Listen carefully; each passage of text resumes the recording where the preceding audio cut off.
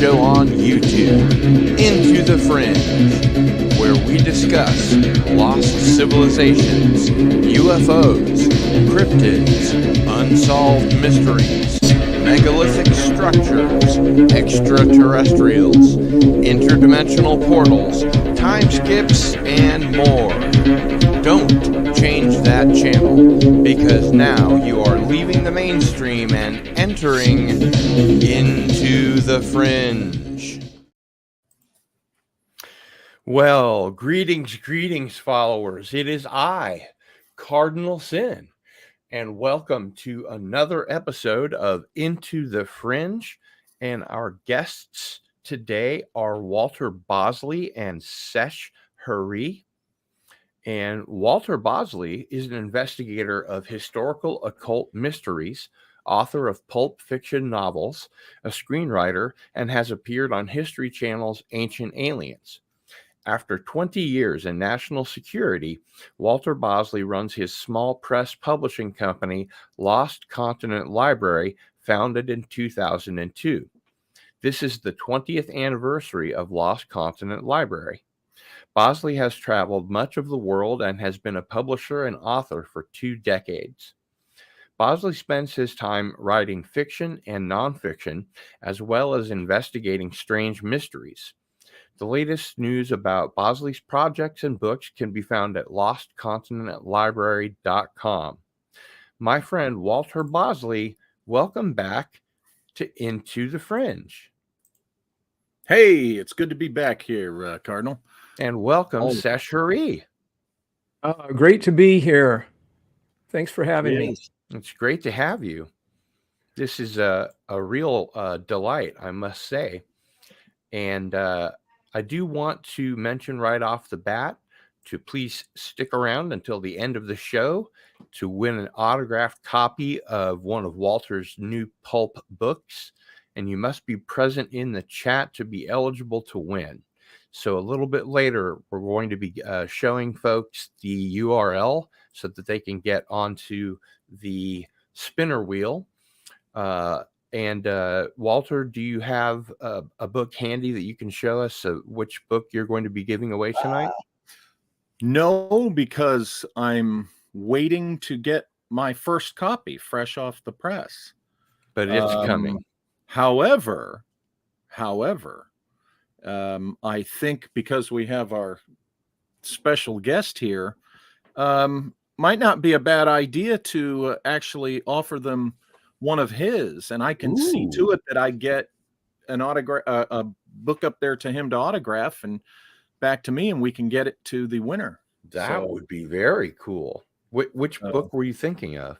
Well, we have re-released SESH's first trilogy. The first one's coming out in hardcover in hopefully in January. It's really close. Really exciting stuff. Wonder of the Worlds, but there is Metamorphosis or the Lost Pleiades. So SESH, which one should we give to the lucky winner? I think we ought to give them Metamorphosis. Yeah, let's do it. That's the big one. All right. So Metamorphosis it is, and an autographed copy.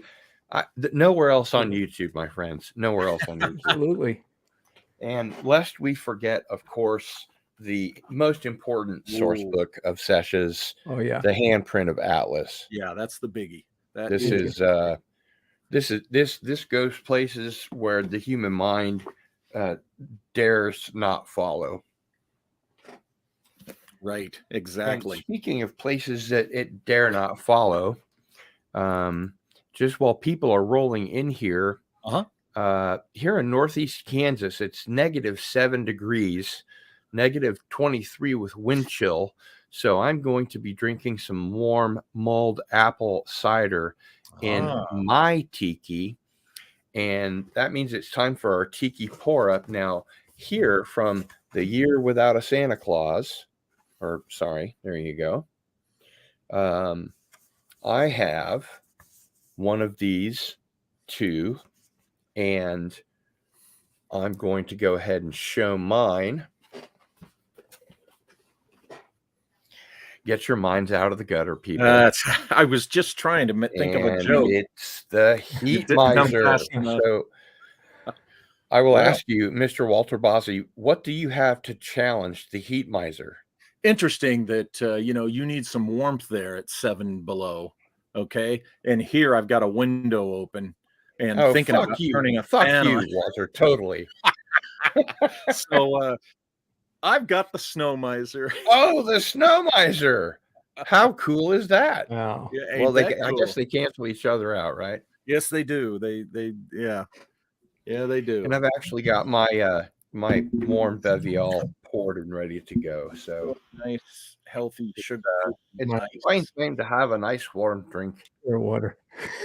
Yeah, Heat Miser, you should drink the warm thing. Just like Snow Miser, I've got the cold drink. So you ready? Yeah, please. There we go. There's the pour up. Yeah.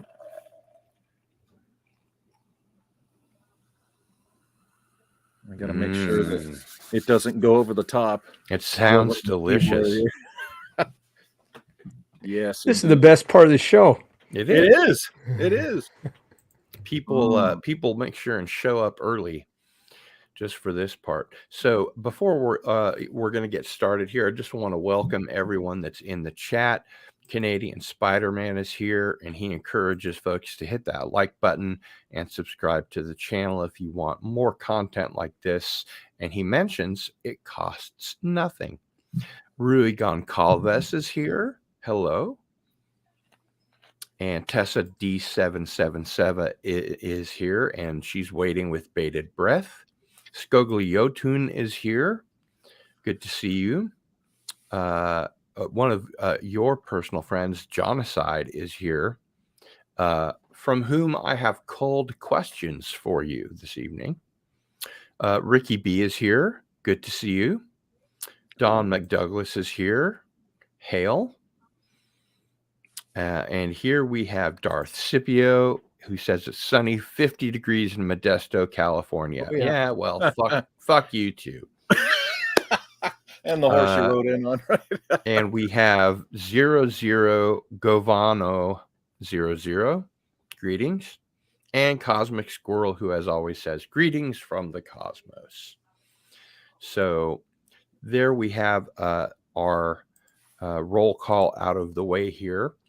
Now, many people don't know, Walter, that you're a bit of an expert on the occult / esoteric origins of this time of year, the autumnal equinox, the winter solstice, etc.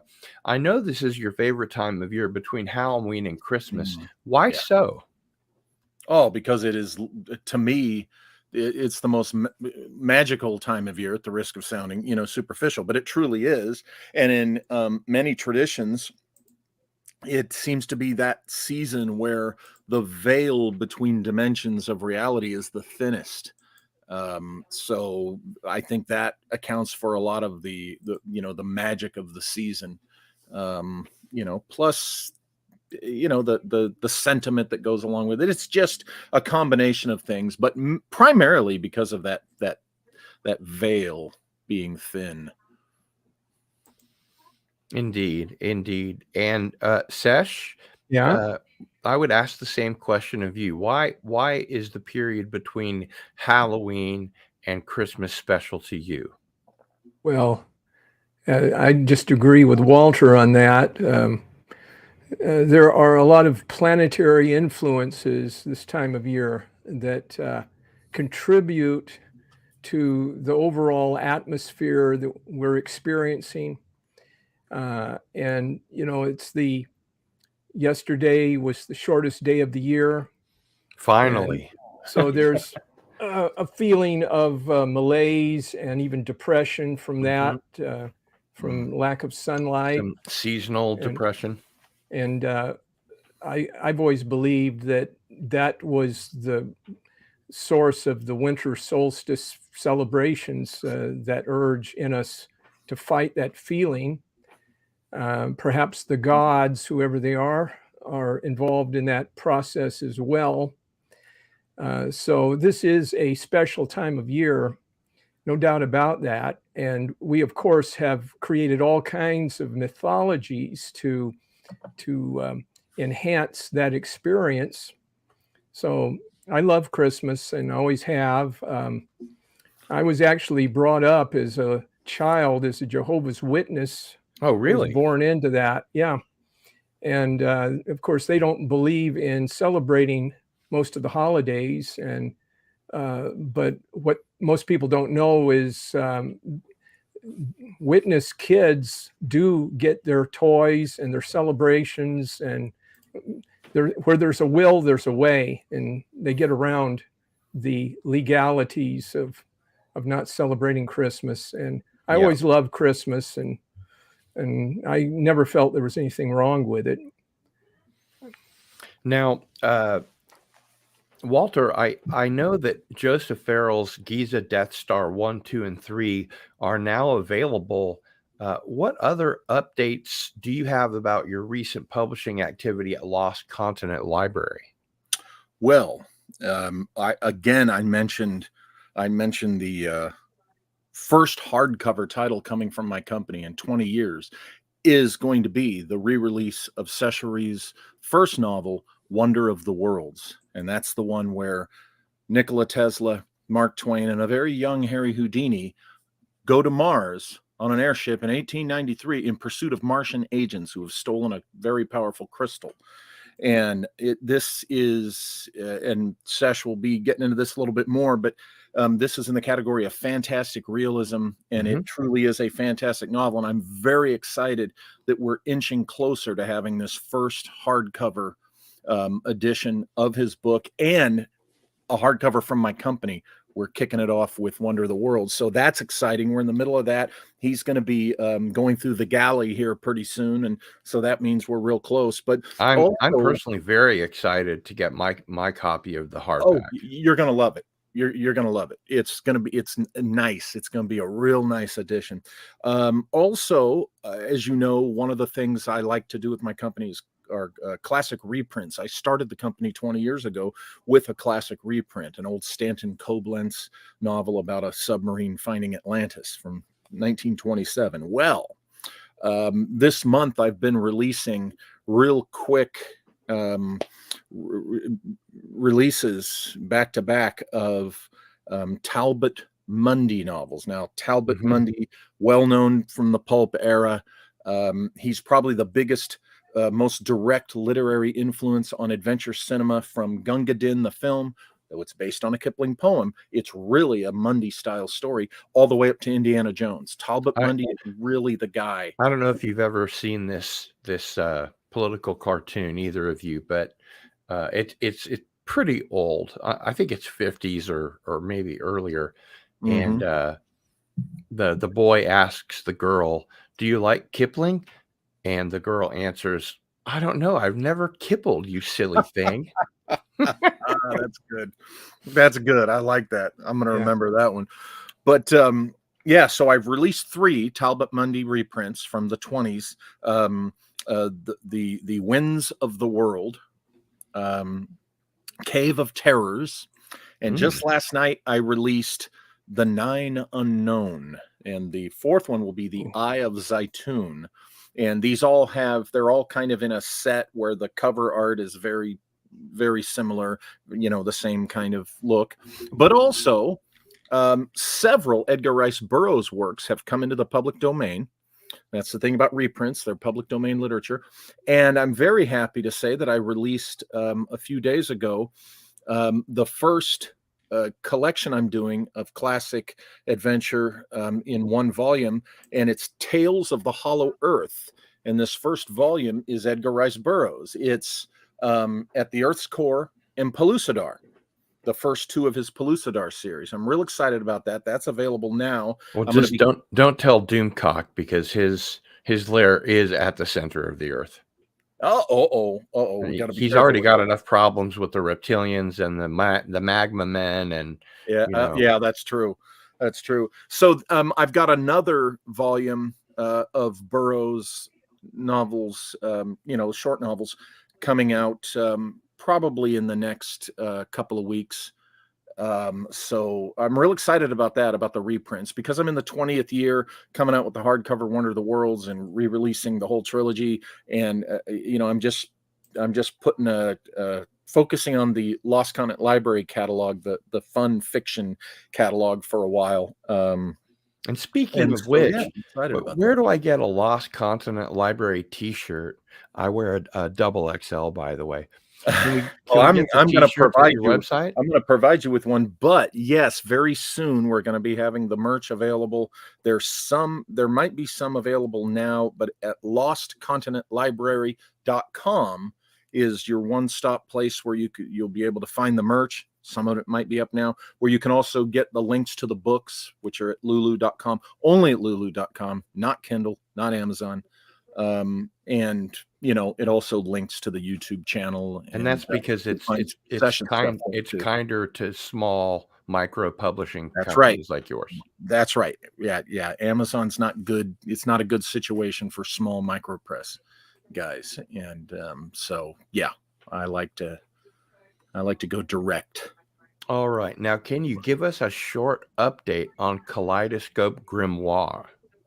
Oh, yes. I am going to be shooting some initial stop motion animation test stuff that you and the other donors will be the only ones who will see this. And that'll be in January here real soon, probably in the next 2 or 3 weeks. And proceeding with, like I said, building the animation tables where the little miniature sets will be, and just moving forward with it. 2023 looks like it's probably going to be a busy year, which is good. I like it that way. You know how that goes. You got both of you, where it seems like the busier you get, the more you can get done, and then the faster the year goes. Oh yeah, after the year goes. Although. Cardinal, we're a couple of us are at an age where we don't want those years to go by that damn fast. I know, yeah. Right, but they do. They do anyway, right? Yeah, they do. I count myself among them for sure. Mm-hmm. And how much detail, Walter, can you give us about your TV show prospects and other film prospects? Well, I don't know when she's going to release it, but I appear in a series coming out called, I think it's Code 12. I appear in that. I shot my part last year in Denver, and Sesh provided some telluric current analysis for that show. And I have seen the trailer. I just don't know if she's released it publicly yet. So that's going to be interesting. It's basically, what I know about it is my producer, who does in front of the camera stuff too. She's basically got this hypothesis that has to do with the telluric current and sacred spots and places across North America. So basically it's episodes of her talking with all sorts of people and pursuing the clues to kind of present her hypothesis. So that's what I know about it. And it should be pretty interesting because, she consulted SESH HERI on these things here. So he has some insight on it too. And I don't know when that will be released, but the other thing, you guys have heard me say it 1,000 times. It's real close. We're just, minutes away. Close. Yeah. So it's, and you know how those things go.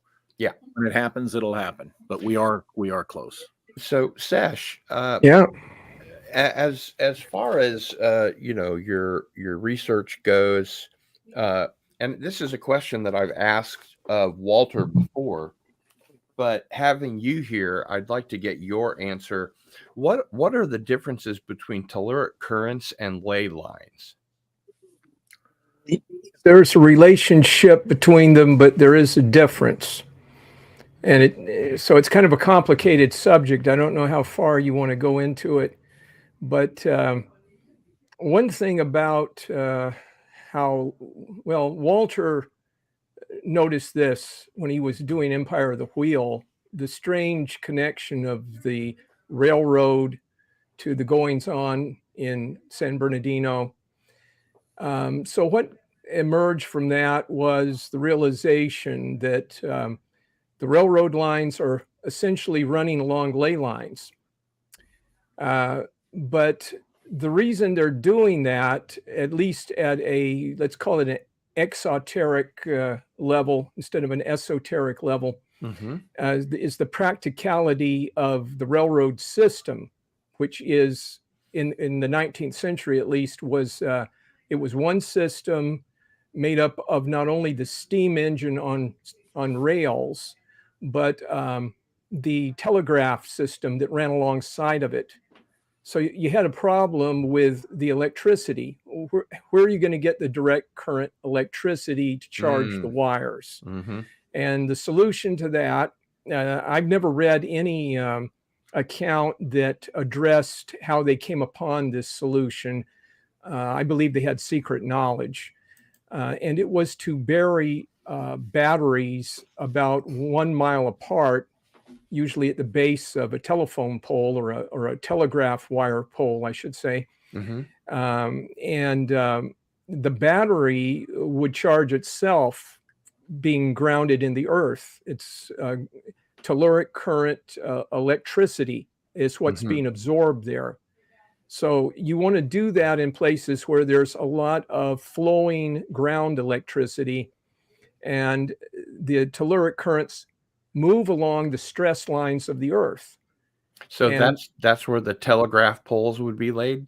Exactly. So an engineer would go out, there would be someone assigned to do this. In my study of ley lines, what I very quickly began to discover, this is back in the 1980s, was that roads and telegraph lines, railroad lines, are not laid out haphazardly.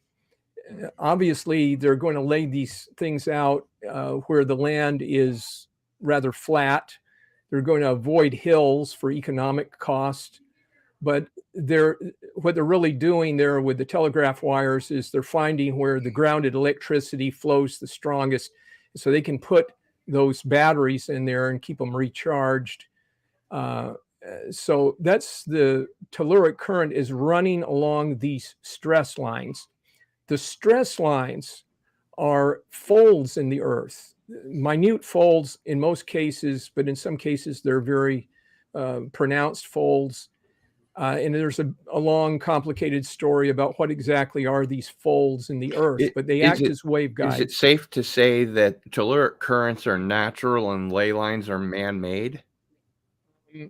Well, the term ley line, yes. A ley line, in my opinion, is a artificially constructed entity.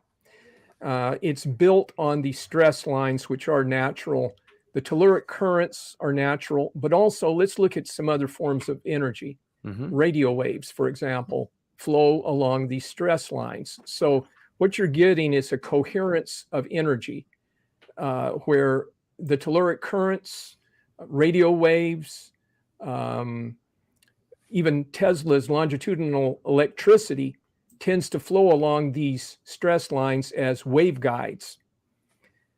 So, this is the relationship between these natural energies and the natural geomorphology. But then men come along, or intelligent beings come along, and build structures on these stress lines for various reasons, having to do with the fact that these energies flow along them. They're tapping into these energies. They're lensing the energies in some way. So that's where the artificiality comes in. Very interesting. Very interesting. Walter, What are Yuletide shadows? Those are really the impressions we're left with as the result of how the symbolism of what we're surrounded with during this season ripples through our psyche, you could say.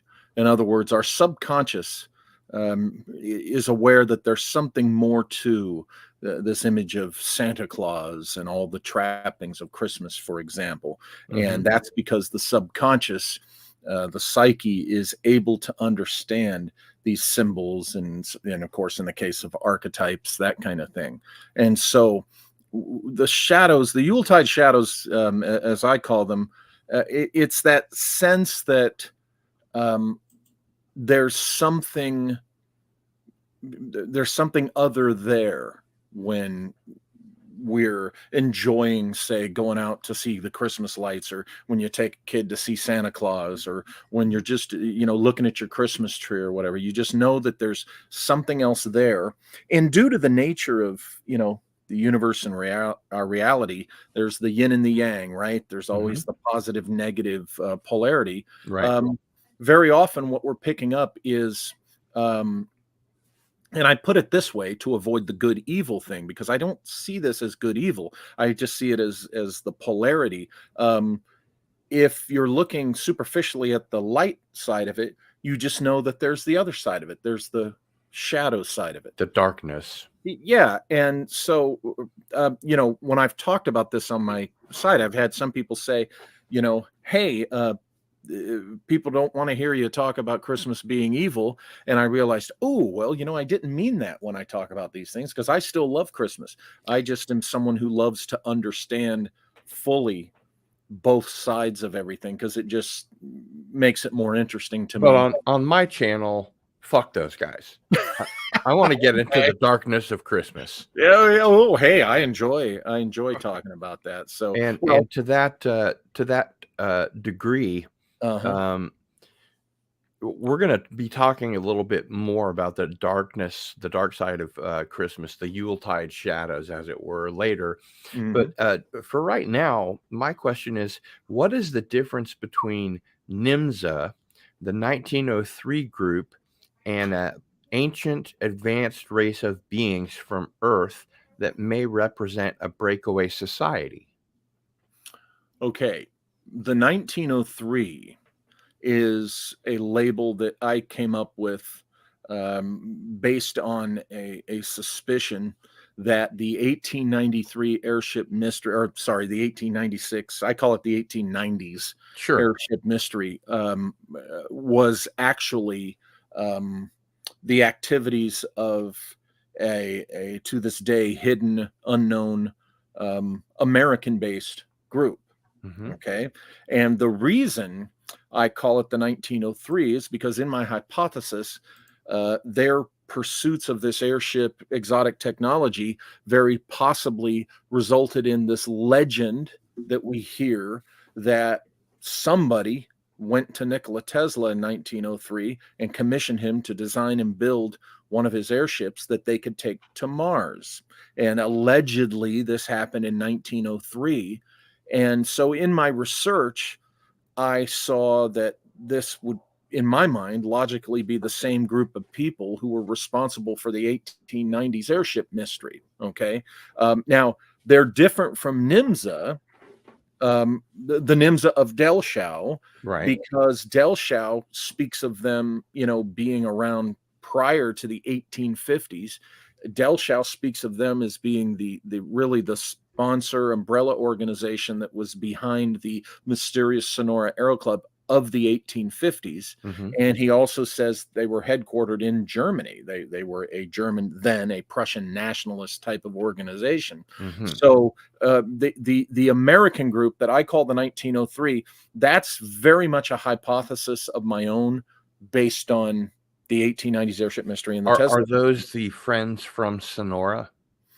I believe, yes. I think that if you know the history of Sonora Aero Club, they didn't like their German masters of NIMSA. And when that group broke up, I lay out in my Ambrose Bierce book, Secret Missions 3, Destination Carcosa. Excellent book, by the way. Thank I you. gave that book away for Christmas to almost all of my friends and family. Oh, wow. Okay. Well, in that book, I lay out what I think is the possible thread between the breakup of the Sonora Aero Club through the Solomon Andrews airship of the Civil War era, and how that could have led right to the 1890s airship mystery. And yes, I argue that it was an American group behind this development, and therefore I think it would have been people of the same group that would have gone to Tesla in 1903. But this is, I admit, a hypothesis, a speculative hypothesis based on the circumstances and stories and things like that. NIMSA came from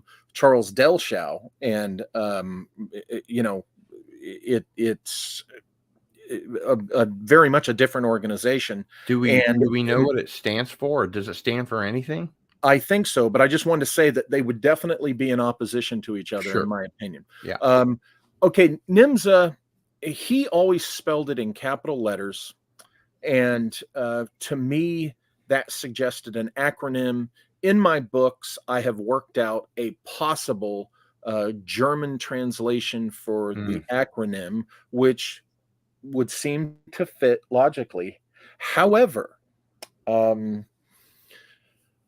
in a couple of my books on this issue, on this subject, I present SESH HERI's analysis of the word NIMSA, and there's some deeper meaning stuff going on there that I think SESH can probably pick Well, up. let's explain get better that. than I could. Let's get that from the horse's mouth. Sesh, Yeah. what do you think?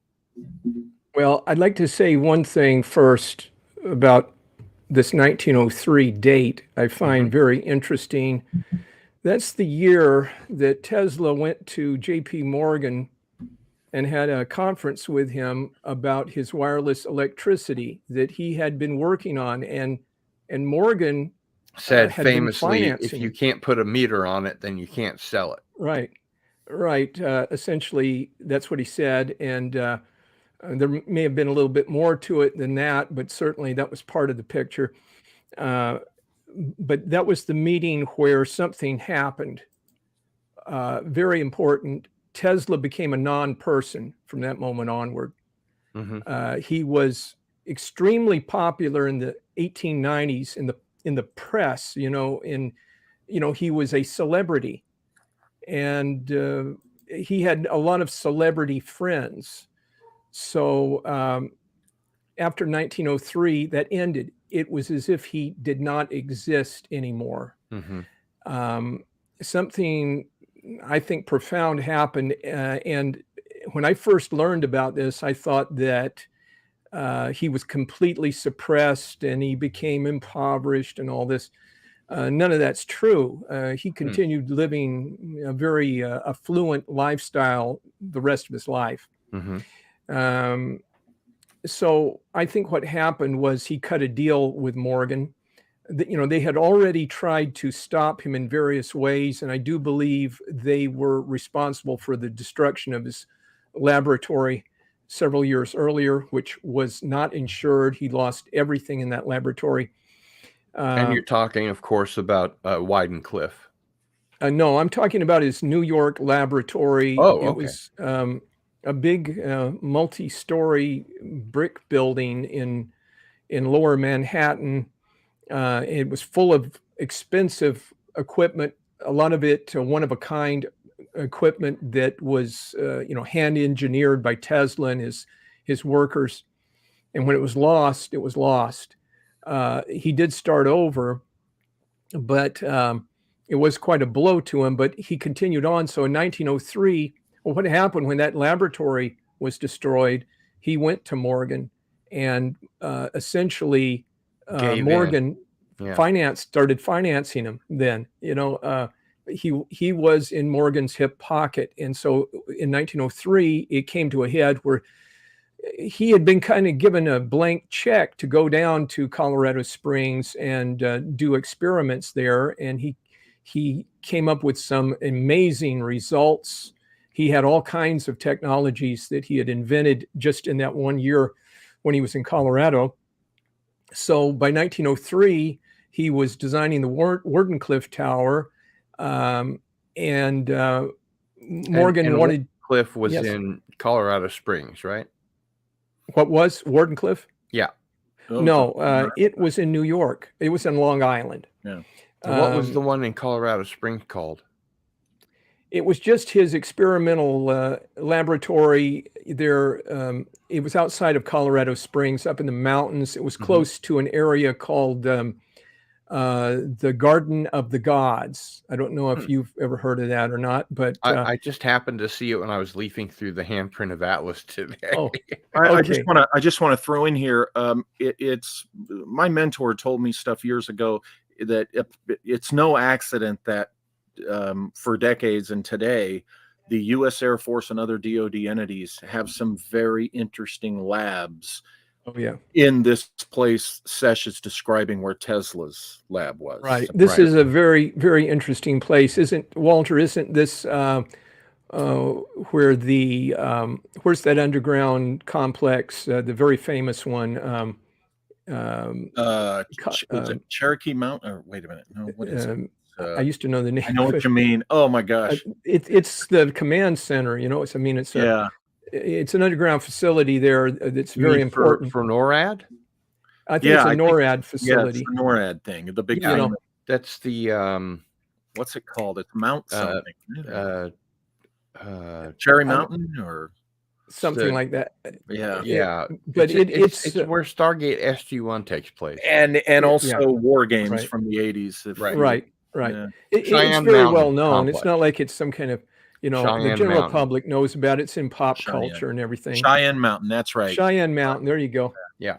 But that's very close to the Garden of the Gods. Yes. The Garden of the Gods is extremely important. You're talking about ley lines. It's the inflection point of a huge reversed S-shaped ley line. It runs from Mount Cleveland at the Canadian border all the way to the Rio Grande, mouth of the Rio Grande River.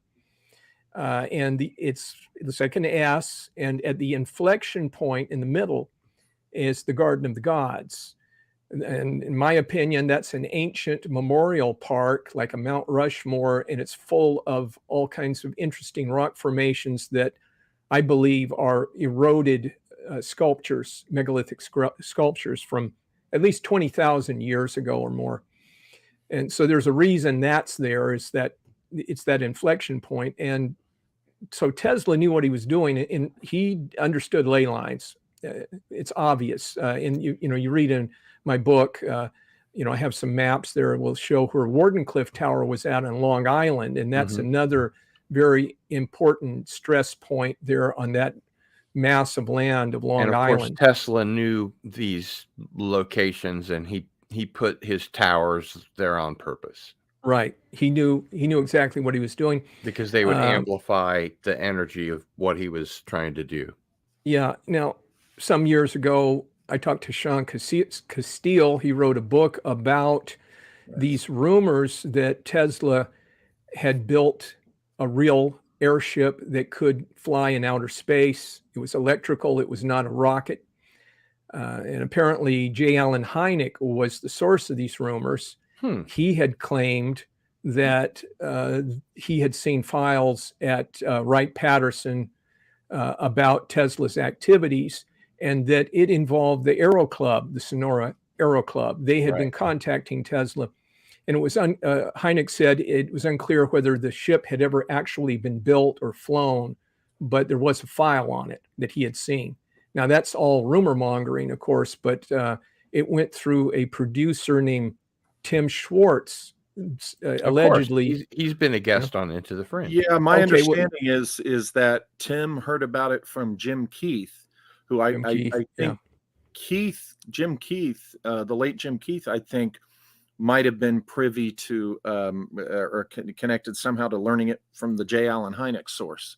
And the way Sean Castile presented it was that Jim, who did I say it was? Jim. Tim Schwartz, Sean Castile. Tim Schwartz, I'm Mhm. amazed I can remember all these names. We ought Tim, to get an episode with you and Tim Swartz together, yeah, because yeah, he's been on the channel once, and That'd I be asked great. him if he'd returned, and he said in a heartbeat. yeah. I'd Great. love to. But according to Sean Castile's book and Sean Castile, who I talked to, it was Tim Schwartz who was doing a documentary. I believe it was at Wright Patterson. They were having some kind of Oh yeah, in public Dayton. showing of their little UFO museum, which was all it was a little glass case with some exhibits in it. Right. And he was interviewing Hynek. And after he had interviewed him on camera, that's when Hynek told Tim Schwartz this. And then the story got around to other people. So it might have got to Jim Keith later, or maybe Jim Keith. I don't know too much about Jim Keith, but I could imagine that he might have gotten it from other sources, and Hynek might have told other people at other times. Who knows? I do think Hynek knew a great deal. Obviously, a great deal about all more that. than he Oh yeah, talked yeah, about. So let yes. me ask you both this: where do you think this breakaway society went, and Where or did it where go? do they reside? My view is that, and I'm glad you said breakaway society, because I've pulled away from The calling it breakaway civilizations. civilization, because that's too big of a word for what it actually is. Here's what I think in a nutshell. I think that NIMSA is still among us. I really do think that NIMSA was behind and absorbed into the military industrial complex Do you of believe that they might be part of the Nazi the war machine. well, but today the what we would Well, call that's the what I'm secret getting to. space program? Yeah, well, and through the Nazi affiliation, I do believe that they then moved towards us with Operation Paperclip, and Mhm. they, in my opinion, what NIMSA was, what they became mid 20th century, then they're the ones that were really behind us moving towards the military industrial complex that we have today. So I think NIMSA is among us with the globalists, the military industrial complex, and on and so forth. The New World Order, all All the other that Alex stuff. Jones The Nazi emissaries. International of Joseph Farrell. I think that's NIMSA is still with us through that. Now, Mhm. as far as the 1903, that's I don't know what would have become of them, because on the one hand you can say, well, here's signs that they're there, but compared to the evidence clues for NIMSA, it seems like they literally disappeared after 1903. So that I don't know. But as far Okay, as so you remember the other day, Walter, we had yeah, you and Don Ecker, Crash, Micah Hanks yeah, show, and Don Ecker was talking about some of the uh, what looked to be inhabitants on the moon, especially on the far side of the moon. yeah. Do you think it makes sense, having done the research that you've done and absorbed the research that SESH has done, and of course you and SESH have talked under the radar, so to speak, not in print, but the two of you have put your heads together. Do you think that it makes sense that one of these groups, the 1903, the NIMSA, the Nazi International, maybe an antediluvian civilization that predates our current civilization, does it make sense that any of these groups would have gone to the moon or to Mars? Yes, and here's the comma. As far as the breakaways we're talking about, I think their technological pursuits were definitely influenced by an ancient civilization's technology, whether there's literal connections to those civilizations or not, to the extent, for instance, that the moon might have been used as some type of ship because NASA said the moon was hollow. This is a theory I don't think that can be dismissed. Whether it's been proven or not is up for debate, but it can't be dismissed, to the extent that the moon could be used as some type of base to have presence, I think it's very possible that either one of the breakaways could be using the moon for that. And as far as Mars is concerned, in my opinion, I personally think, I don't know, I personally think that we, being the United States, whatever, have at least in a classified way, at the very least, have attempted boots on the ground on Mars. But that's just my opinion. And the break, if a breakaway is able to get off the planet and they have the capability to travel interplanetary, then therefore you have to consider the possibility that NIMSA or whoever the 1903 was could have reached Mars.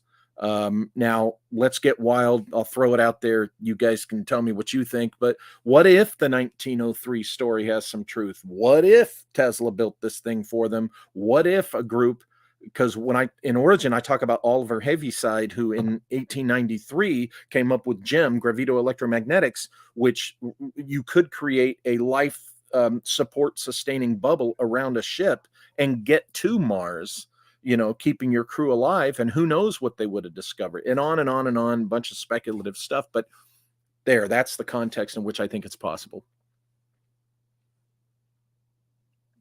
What if Wonder of the Worlds wasn't just a piece of fiction, but actually had at least a little bit of truth to it?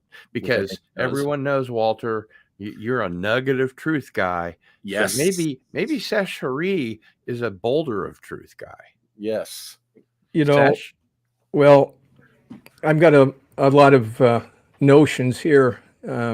It's a very complex subject, but I like to take the big picture view of things. Absolutely. And the big picture is there's a lot of junk out there in our solar system, messed up stuff that's millions of years old, that's artificial. Mm-hmm. And there's photographs of it.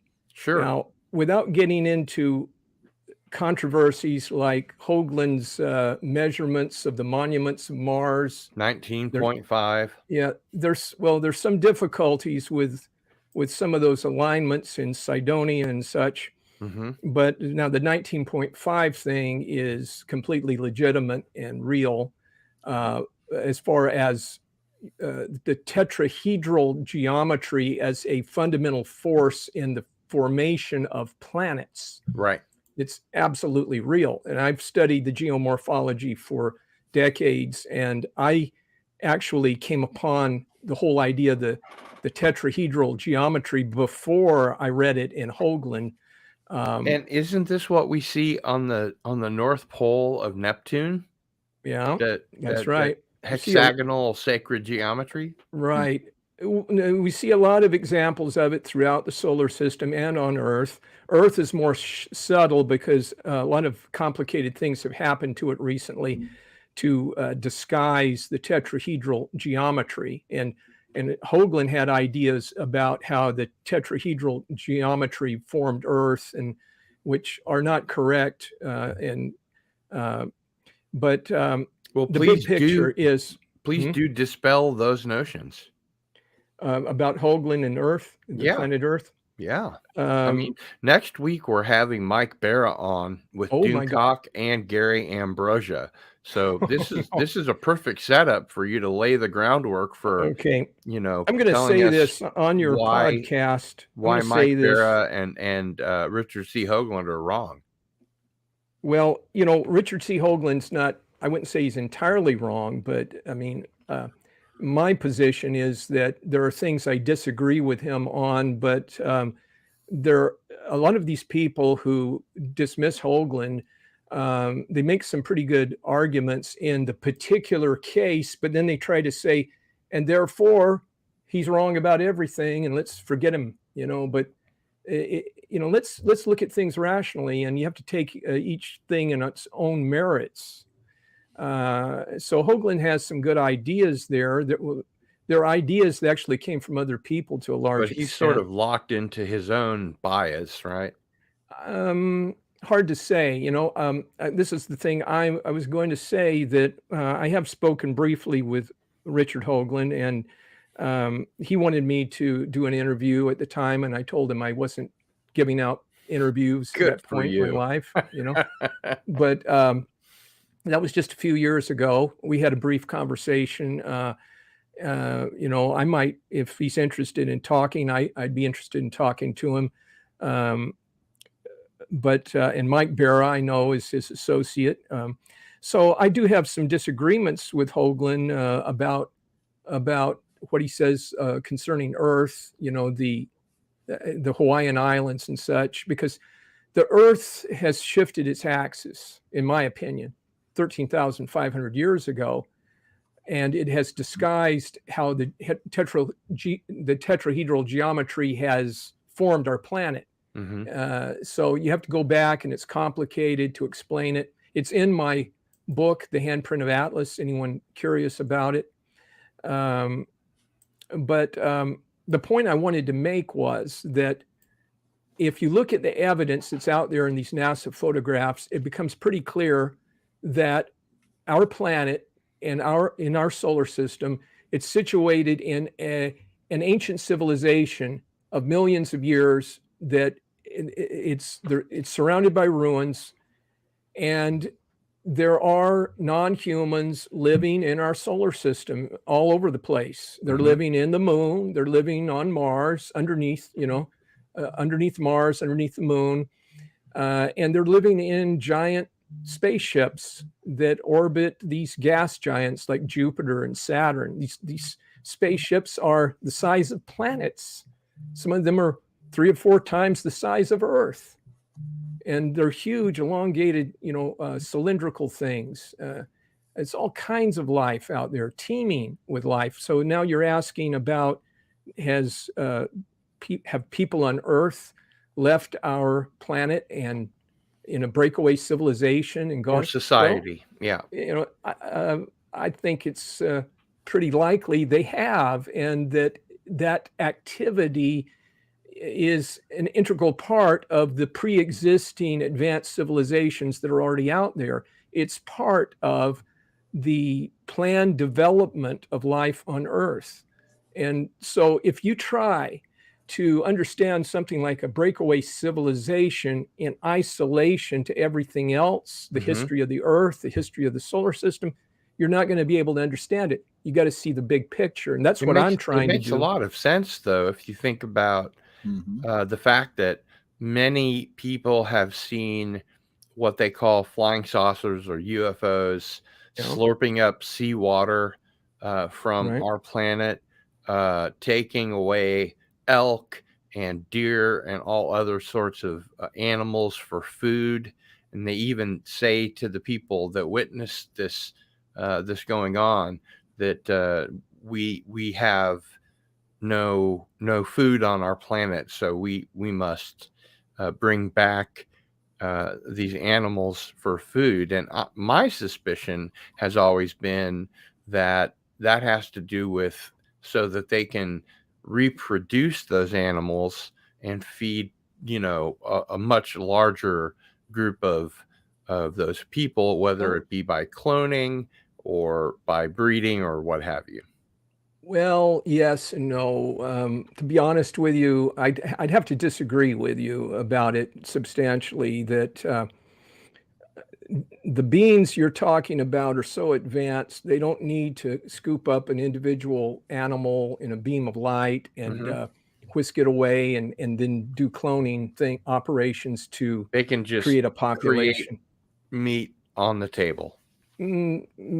Essentially, yes, they can. Yeah. They're very advanced. And so what is that all about? Well, all of these things they're doing are not what they seem to be. They are number one, rituals involving magic, and 2, they're grand theatrical productions, they're magical productions aimed at the observers. It's to have an effect on human consciousness. They are working with us. We are the subject of their work. They're doing a cosmic alchemy on the human race. And so when people talk about we are their product, we are their cattle, that kind of thing, does that sort of jibe with what you're talking about? Yes, as long as you understand that it's not a simple matter of, well, on a physical plane, we're their cattle. We are the subject of their work as alchemists. So we are involved in a process that is facilitating their aims with their own consciousness, to raise their consciousness, to integrate their consciousness with each other to a greater extent. They have a huge project they're working on, and they're using us in part to facilitate that. And in the process of doing that, they do things intentionally to mislead, and they Disinform. They're in the 50s they looked like science fiction creatures of the 50s, and in the 70s they changed how they look, and there's various types of appearances they make, but this is the those same aren't what they really look like. It's hard to say what they really look like, but so a lot of them at the lower level, they are physical beings, I think, like the Greys. Those are physical beings. Those you don't believe that the short Greys are biomechanical androids? Yes, I believe they are. Yeah, they're lower level entities, but there are discarnate intelligences that are controlling them, and they are not physical. And they do not have our best interests at heart. No, they do not. Because there are higher intelligences that are discarnate, but the ones who do have our best interest at heart don't get too much involved with us. They put us here in a way for us to work out our own karma. They have a sort of a prime directive, if you will. Yes. But the others, it's the exact opposite. The prime directive in Star Trek, they weren't supposed to get involved with the planetary civilization. But these non-humans, whether they be discarnates or Greys or reptilians, it's not that they are interfering with our civilization. They created our civilization and gave it to us. Yeah. We are living in an, I hate to use the word alien, but so that people can understand what I'm talking about, we are living in an alien civilization. It's not ours. We did not create it. We did not create the civilization. It was given to us thousands of years ago. The Sumerians said that all good things come from the gods. Right. And of course, they meant by good things technology, mathematics, architecture, astronomy, agriculture, etc. Of course, the gifts of civilization. Yeah. Right. We did not invent these things. Now, so this is an attack upon human vanity. We want to believe we invented all this, but we did not. Now, there are a lot of people who have put forth this view. There was William Bramley. I don't know if you ever read. Of course. Okay, William Bramley, and there's several others, over the years. In the vein of Zecharia Sitchin's work, there's a lot of people after Sitchin who came along and wrote other books, about this. But it's always about what happened thousands of years ago.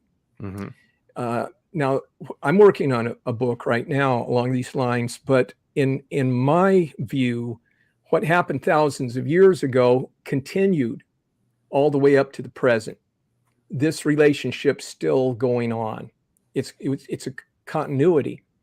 And Roswell is an example of that. That was not an accident, but it was not a hoax either. It's something that really happened, but it was theater, cosmic theater, and it was a gift of the gods. You should mention that. I find Graham Hancock's idea that we are the next lost civilization interesting. We're in the middle of the 6th great extinction now. Right. But how much stock do you put into Hancock's ideas? And this is for both of you. Well, I read his book some years ago, and I'm not too much into other people's ideas, but I was initially impressed with some of his work, like 20 years ago or more. But I think some of his ideas are faulty. Mhm. And his ideas on the date of the Great Pyramid and some of that other stuff, All I the don't think, Younger Dryas material. yeah, I don't think it has as much validity as a lot of people do. I do think that the Great Pyramid is extremely old, and the Sphinx.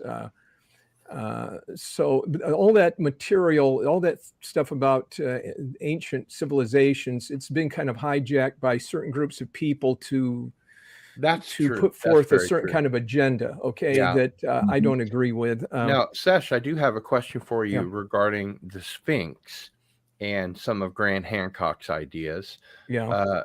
He says that his research demonstrates that between the paws of the Sphinx, there is erosion consistent not only with rain, but with seawater. hmm Do you agree with that conclusion?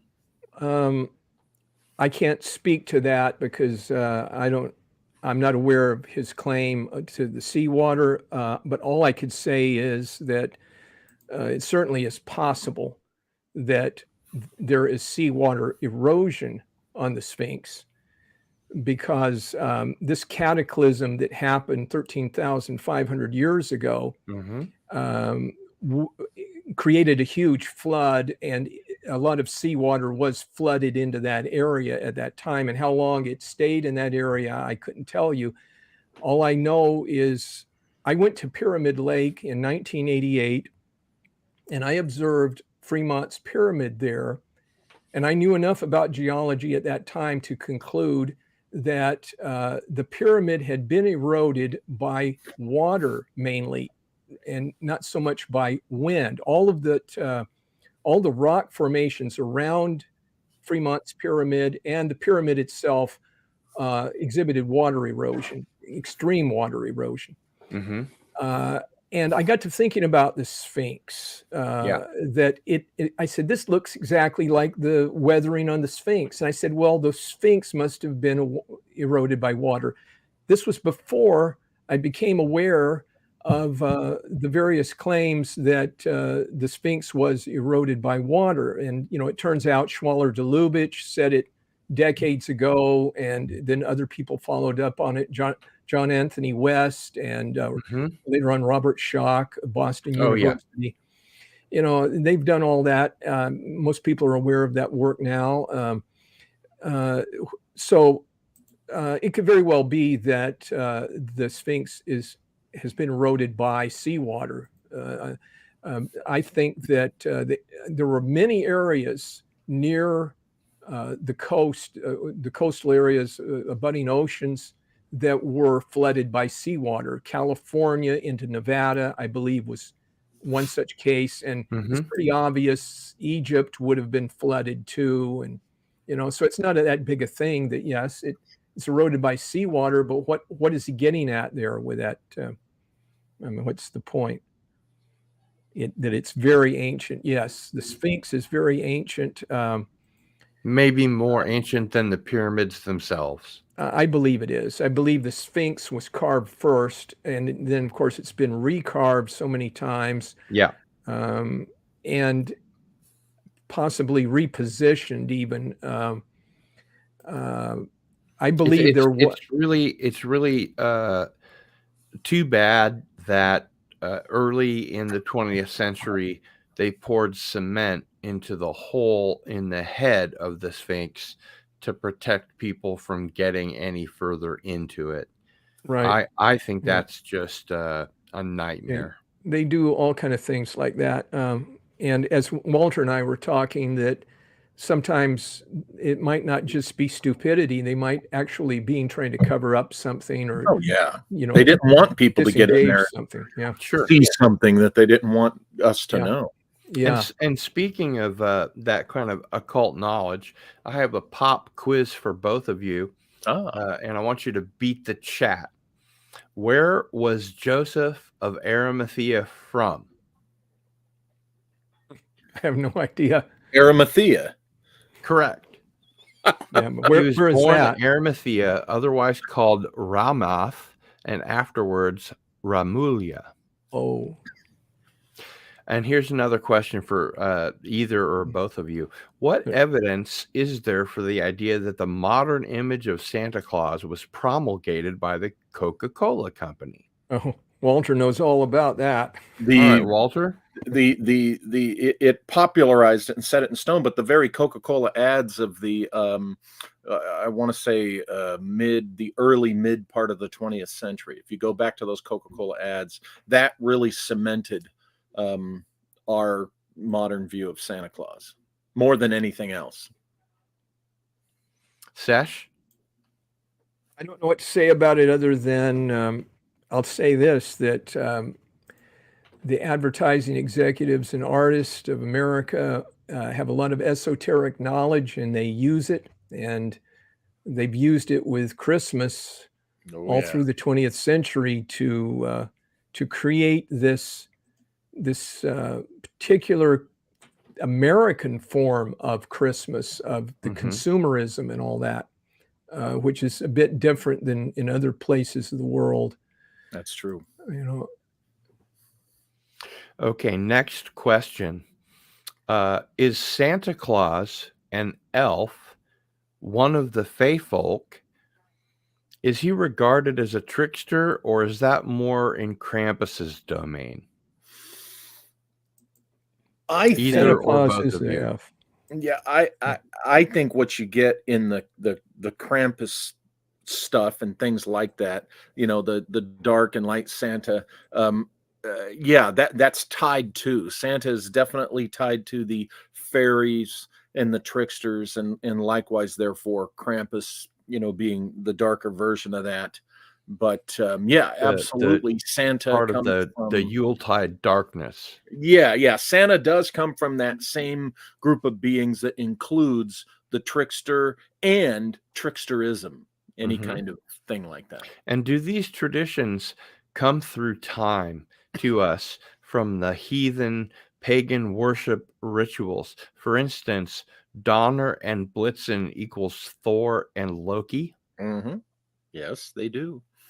Yep, the popular things we do, and as Sesh put it aptly, you know, this American form of Christmas, especially. I mean, we get it from Western Europe, you know, a lot of it too, but this Western, popular Western image of Christmas, the Christmas tree, candy canes, Santa Claus, stockings on the fireplace, what have you. You know, you can name it all, the mistletoe, the whole thing. Yeah, these have their origins in what is called the pagan world, the pre-Christian cultures. And in some cases, of course, they've been massaged and tailored to include a Christian association, so that they're more palatable to, you know, a Judeo-Christian audience. Bloody Christians anyway. But yeah. For instance, the word druid may derive from a Celtic word meaning knower of the oak tree. Have you heard that before? No, I haven't. You know, the oak tree was very important to the Druids, you know, and it goes way back to the Phoenicians too. So one of the Semitic cultures. Yeah, most of these earth magic religions, they go way back even into Neolithic times. And these fairy type of beings, you know, they populate Earth, but they live in another dimension that's very close to ours, so that in certain places they can emerge. And so all of these legends of elves and all that, particularly in England, where there were a lot of them in various places there along their ley lines in England, that's largely what Santa Claus came from. He is a kind of elf. Mhm. And so, and then there's a lot of rationalization or trying to make myths fit, older myths coming in. Myth making is a very ancient practice, and you could see it how the early gods of the Mediterranean, one country would have them, and then another country would get them and rename them, but it's the same gods again, Hermes, Mercury, etc. Going through the ages, and they're talking about the same type of entity or the same archetype. And our friend Phantom Boomer mentions that Stonehenge was a wood henge at some time. Makes sense. I want to put a finer point on, with what Sesh was saying and what I was saying about Santa Claus. Sure. A good analogy is what Walt Disney did with fairy tales. Okay. Coca-Cola did with Santa Claus. That's the best way to put it. You know how fairy tales up until the Disney era Madison Avenue were these dark things, and then Disney really made them all the light, fun, palatable for children. This is what Coca-Cola really accomplished with Santa Claus. Santa, the red and white suit, and Santa himself had been around, but Coca-Cola, the Coca-Cola ads, transformed him into that. Walter, here's a question that I have for you. What's all this about the baubles on the Christmas tree representing the semen of the gods they represent? That's part of the ancient tradition. That's part of one of the pre-Christian traditions of the idea of the Yuletide tree. The baubles on the tree, in some cases, they literally put pearls on the tree. That's obvious why. And this represented the semen of the gods, and it's all fertility stuff, right? That sounds the evergreen like tree. That sounds like one of the books of what's his name? Chariots of the Gods. Eric Von Daniken? Van Daniken, yeah. Semen of the Gods. Wow. Okay. Now we know why the Puritans didn't celebrate Christmas. That's exactly right. Yeah. They. Okay. Next question: is it true that Saint Nicholas represents the Celtic Herne, the Lord of the Forest, the Finnish shamanic wanderer that traveled on a sled drawn by reindeer? What sort of creature or god was he? And how do we get from the mystic traditions of the Celts to the modern Santa Claus? Saint Nicholas, the saint, has been pasted onto Herne and the Lord of the Forest and those other figures you described in this process that led to this idea of Santa Claus. So the actual Saint Nicholas, what really wasn't any of those things. It just, he was known to go around and I believe give gifts of food and stuff to the poor and things like that. So basically that worked in this creation of the Santa Claus. Now, I like what Sesh says about this, in that this was a conscious thing. See, they were looking to come up with this happy, palatable figure image that they could still bring along with that Coca-Cola Santa Claus image. They could still deliver all this other darker stuff, okay, to the subconscious by coming up with this cleaned up version. So this, I don't think this was an accident of cultural evolution. I think somebody was guiding this on purpose, and that's why we still have Santa, the Santa of today, doing all these different things that these more esoteric figures were doing, because it was part of a plan. And like Sesh said, people don't realize how much we all joke about or complain about consumerism, but they don't realize how much our modern materialist consumerism is very much a part of an alchemy that has been going on. And the consumerism alchemy really kicked in the late 19th century. This is kind of what you're saying there, Walter. What's that? I said, I love what you're saying there, because it really dovetails with my whole view of our civilization, and that Christmas is part of this alchemical processing of the human Yes. race that's been going on, Yes. an essential part of it. So another question for Walter, and then Mm. obviously Sesh, I'll ask you to elucidate. Many of the Irish saints and other supernatural beings were said to have been the Tuatha De Danann. Do you think that Santa, Saint Nick, etc., could have been one of the Tuatha?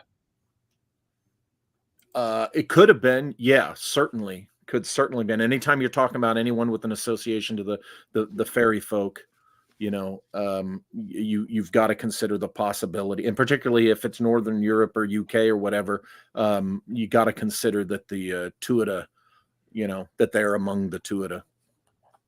So it's And possible.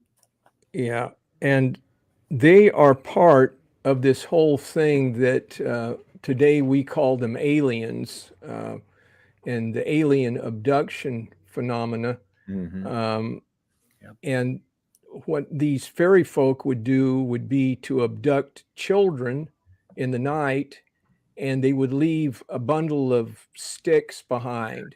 A changeling. Yeah, the changeling would actually be maybe not A would be a sickly, living being or yeah. something, but it would not be the child. It would be a living being, and it might be a supernatural being, but usually they leave just behind a bundle of sticks, and you'd think, well, that's And after irrational. the magic goes away, you can see that it's just a bundle of sticks. Right, but Some cases, yeah.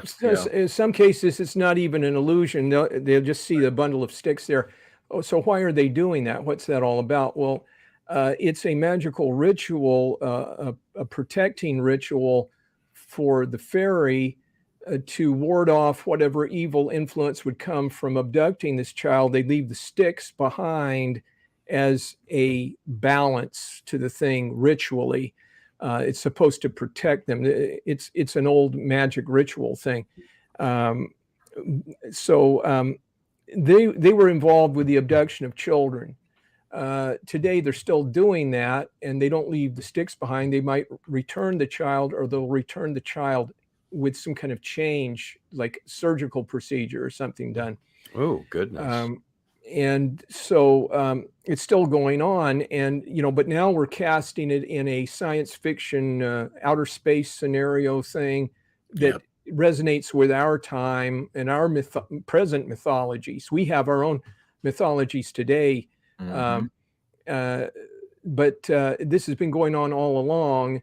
And what it is are these other type of beings that exist in other dimensions, and when they come to our dimension, they don't have the kind of substantial physicality of a human being. They might appear like a human being, but they can disappear or teleport, do different things.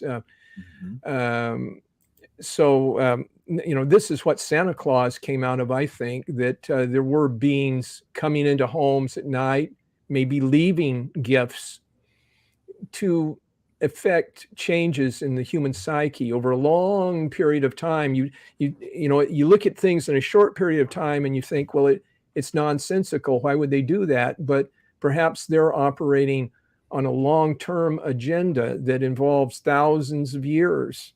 And it's about changing us from what we were into what we are to what we will yet be. Will be, yeah. Yes. Which goes back to your theory or your assertion that we are an alien experiment in progress.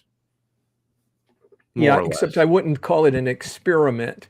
It's an alchemical working. It's a completely different thing. It's an experiment. To us, them, it's an alchemical working. Yes, they know where they're going with it. In other words, they're not experimenting. They know what no they're doing.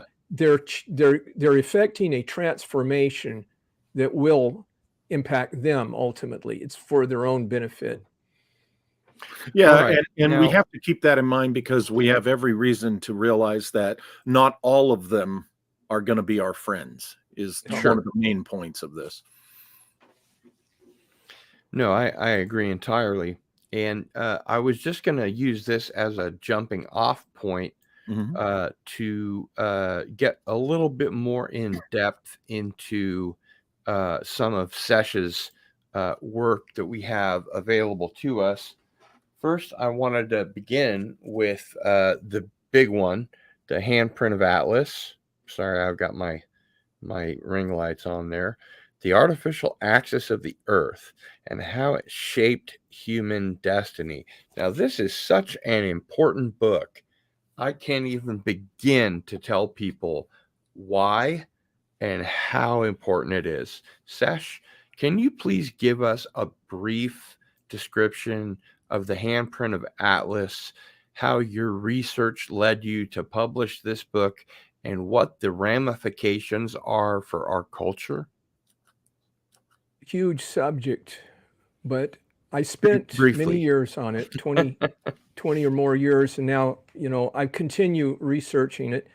The essential thesis of the book is that our axis of rotation, that is, the Earth spins on its own axis 24 hours a day. That axis of rotation has been considered as a natural phenomenon by science and the general public.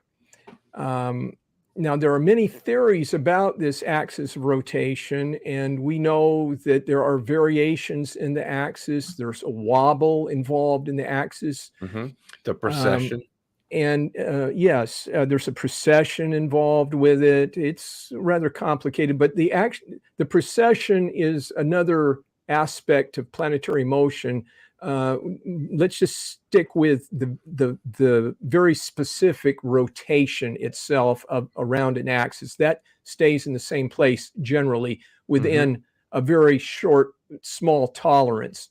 But mainstream science has argued in recent years that the Earth's axis has shifted, and there's been many theories about the shift in the Earth's axis. Charles Hapgood, I believe, had a theory that the Earth's axis shifted radically. Velikovsky had a theory that the Earth's axis shifted in recent times. And actually, Velikovsky's theory is very close to mine. He doesn't explain how it happened, other than I think he does say a body came close to it, right? Yeah. But so his mechanism's different than mine, but the time frame is very, very close. And I quote Velikovsky in my book about the Brahman star charts of many thousands of years ago that show the stars in a certain position in the sky, and then they're completely different than the position they are today, showing that whoever made those star charts, they were looking at a sky, an axis of rotation that was quite different than the one we have today. And he estimated it was about 12 or 13% from an angle from the present axis, which is about my estimate, if you look in the book there. My theory came to me very slowly and gradually because I was studying geomorphology for years. I was going and mapping out specific areas of the Earth, their shape, trying to understand why they were shaped in that particular configuration, trying to find what the pattern was. And over a period of years, I eventually mapped an entire gravitational grid of the Earth that was the controlling factor of continental drift. And I figured out that the axis of rotation we have today is not reflected in the way the continents spread apart. They were spreading apart according to the position of another axis of rotation. And that confused me for a very long time. I thought perhaps I was just wrong in my theory about the continental drift. I kept looking at it, but I finally figured out that the axis did shift very recently, so that what is imprinted upon the Earth in terms of continental drift expresses an older axis of rotation. Mm-hmm. And the axis that exists today was created by a tangential strike to the Earth's surface. That is a glancing blow that hit the Earth at a certain point and actually turned the Earth on a brand new axis. And so, Sesh, let me dig in a little deeper here.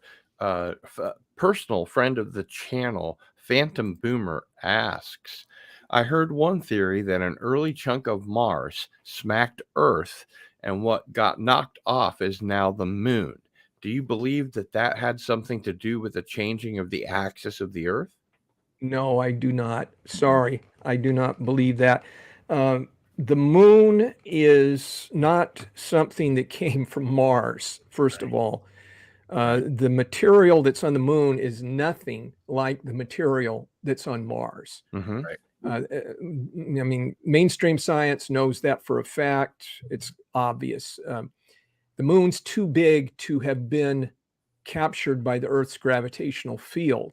Right. The moon has been placed into orbit by some technological means. And I'm convinced the moon is a completely artificial construction. There's so much evidence that shows that. I don't think we even have time to scratch the surface of that evidence, but just things like how they have found rock formations on the moon that are over here. They're billions of years old, and then just a little bit further along, here's some more rock formations that are even yet older by billions of years. So it looks like what they did on the surface of the moon. They went along.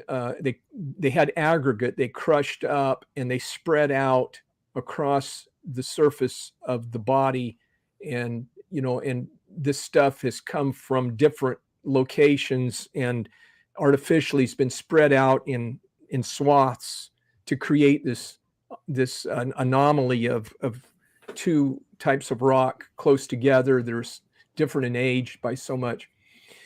There's all sorts of things with the moon. It's obviously hollow in many places. I believe that intelligent beings live on the moon and always have, and Well, explains certainly a lot of our according myths. to the book Penetration by Ingo Swann. Ingo Swann, thank you. Yeah. According to Ingo Swann and his top-notch remote viewing, there are definitely some beings living there. Yeah. There was something that I wanted to call attention to. Again, a friend of the channel, Philip Blair, asks, who built the moon? And I happen to have that book right here. Oh, yes. I've read that book and I have that book. Yes. Very good book. What are your thoughts on that book, Sesh? It's a good book. Raises a lot of questions. I don't think they ever answer who built the moon. But it was some extremely advanced civilization, and I think it has a connection to the advanced civilization that's out there now managing things. Obviously, there was some kind of huge war in the solar system millions of years ago, and I think that the planet they talk about, that it was exploded, was what caused that was a technological event that destroyed that planet and created the asteroid belt. So there's these extremely ancient civilizations that have existed in our solar system and in our galaxy. And I suspect that there is an ongoing connection to the Sirius star system. I think we're actually a binary star system. The Sirius star system? Yes, Sirius, yes. Excuse me. I believe the Sirius star system is a trinary system. And yeah, well, it's a binary system itself, but I think I believe that they've discovered that one of them is a black hole. Yes, that's true. And that's the Dogon tribe knew this when the first white anthropologists came to sample their knowledge. So it's not actually literally a black hole. It's what they call a brown dwarf, but it's a similar idea. It's extremely dense material and invisible to the naked eye. Right. And it is strange. Now, a lot of people have tried to debunk this evidence of the Dogon tribe. I haven't, what I've read is not convincing to me. I think they really did have ancient knowledge of this. And they say that their tribe is descended from the sky people, much like many other indigenous tribes around the world. Well, yes, we are descended from the ancient gods, that the Sumerians referred to as gods. Some of our genetic material came from them to create the human race. We're there's many things about Zecharia Sitchin's work that I disagree with, but generally I think he was on the right track there, that those ancient texts are describing how the human race came into existence by genetic engineering, and so we all came from these beings, but some of our civilizations on Earth are more aware of it than others, have a clearer idea of what went on. And I think the Dogons have a lot of secret knowledge. So I would agree. Yeah. I would agree. But who built the moon? Beyond saying that it was an extremely advanced civilization, is a mystery to me, at least.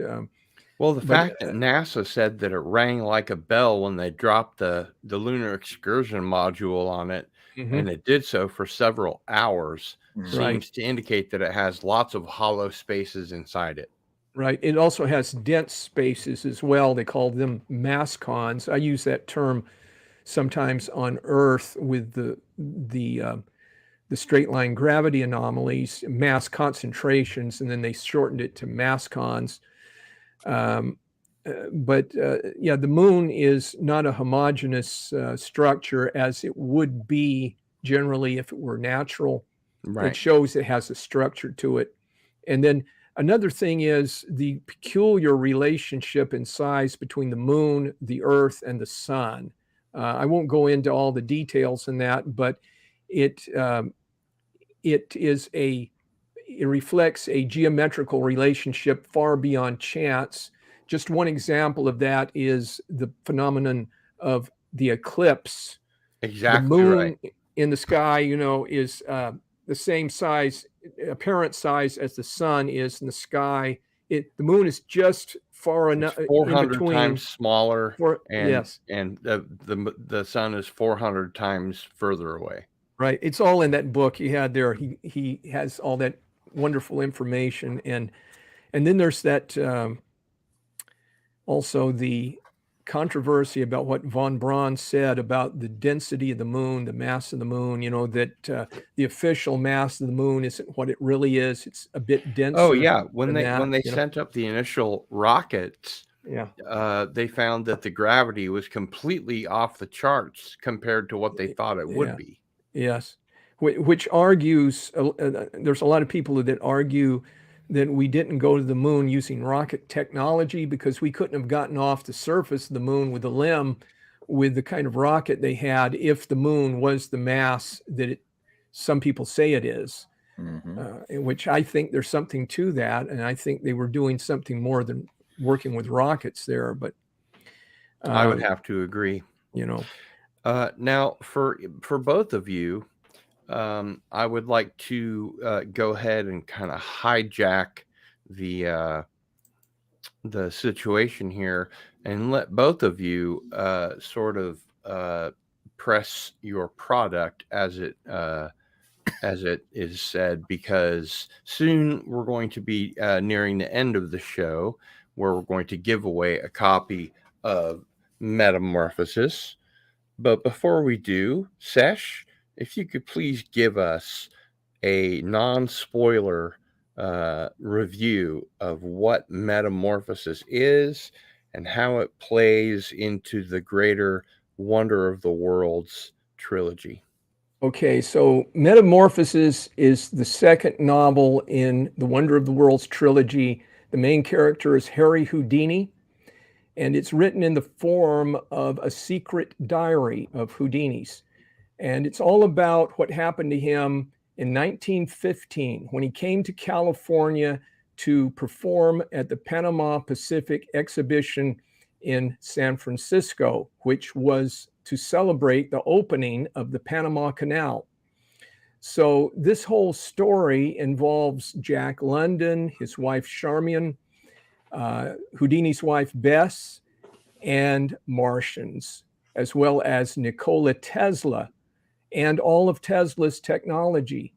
And as Houdini arrives in Oakland, he's contacted by some of Tesla's people, George Ade, who was a well-known writer in those days. If he's been forgotten now, he was quite a wonderful writer. And he's an integral part of the trilogy. He's in all three of the stories. He contacts Tesla, and Tesla in turn contacts Houdini, and they all get together and team up to try to figure out what's on the floor of the Pacific Ocean just west of San Francisco. A mysterious object is down there, and they have to take a super secret submarine to the bottom of the ocean to investigate it.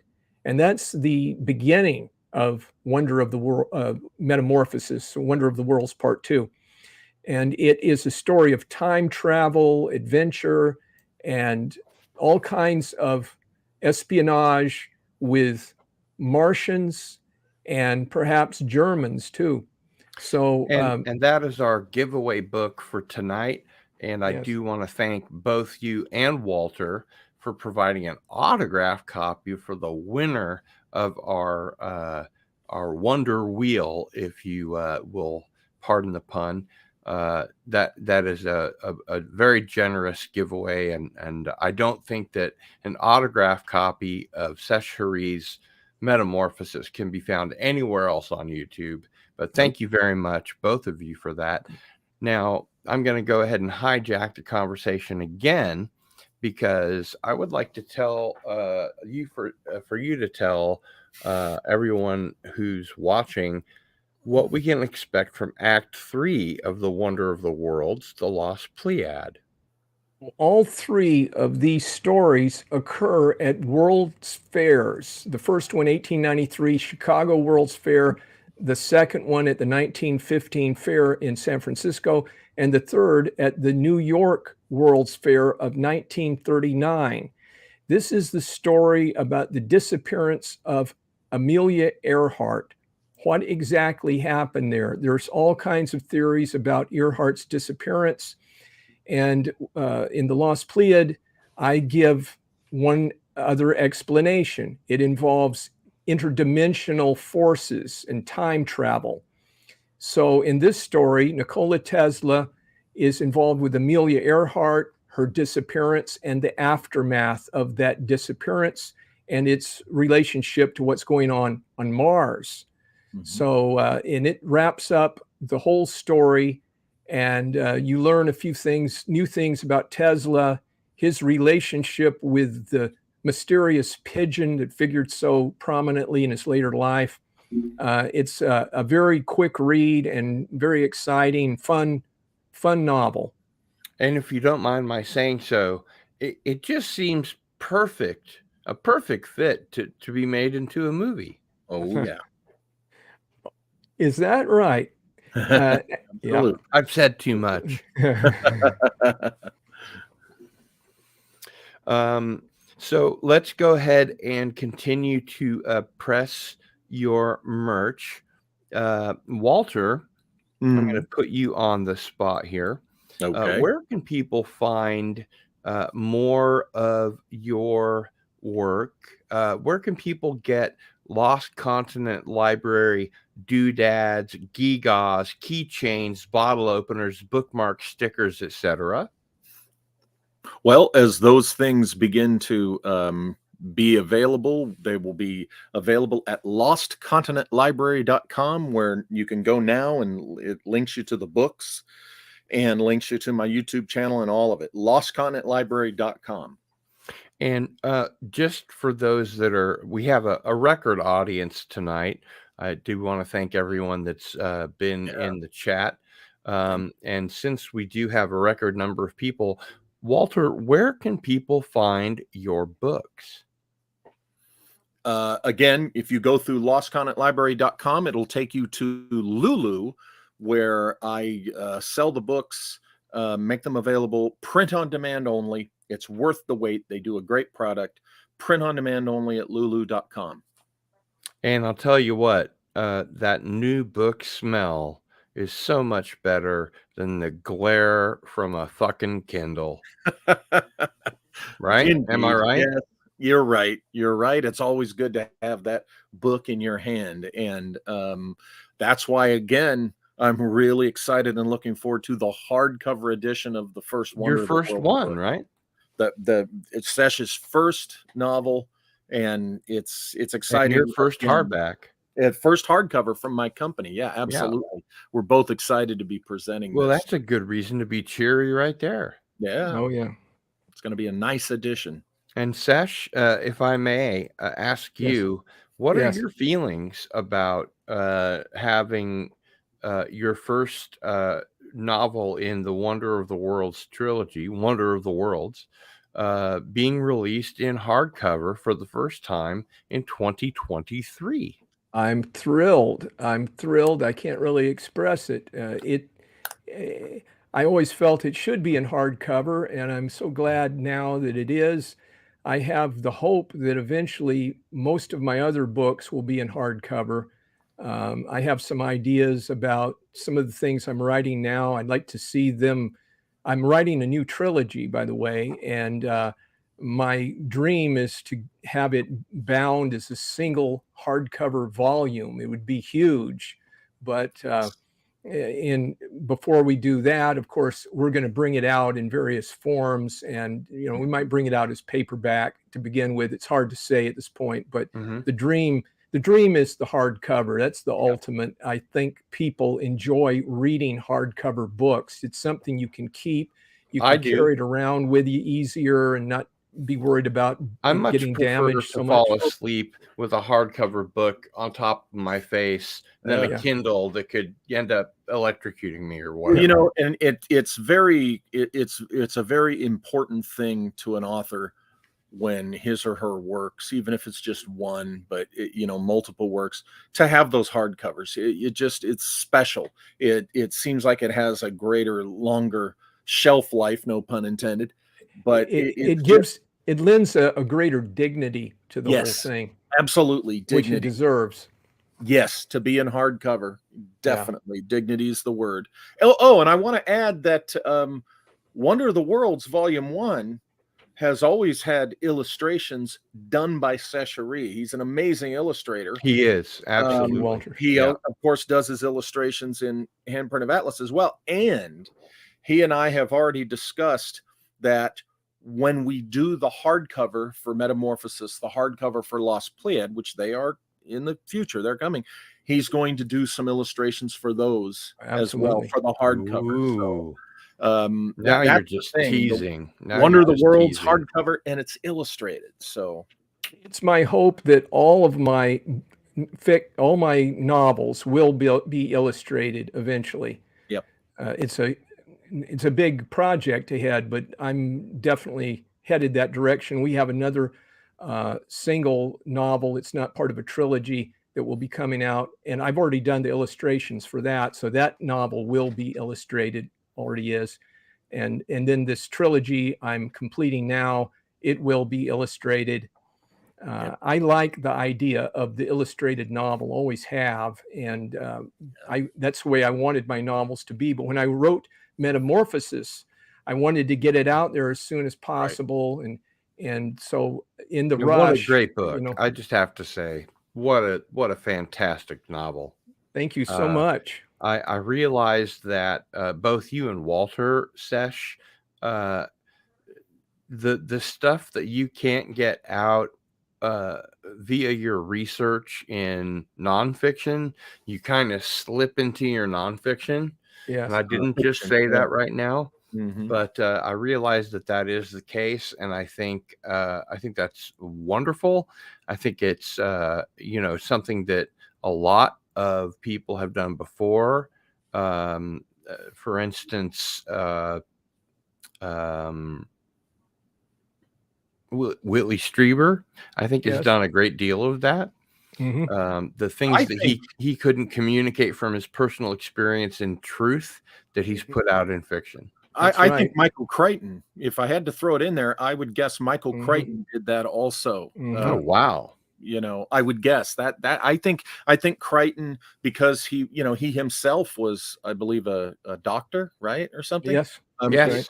right. I think he was linked into that community, the scientific community, and I would venture to say that you go back and read Crichton's works, there's probably more real stuff that he knew was going on in his stuff as well. So it's a great tradition when definitely when authors do that. And like I said, Sesh writes fantastic realism, and that is the perfect vehicle to do what you said.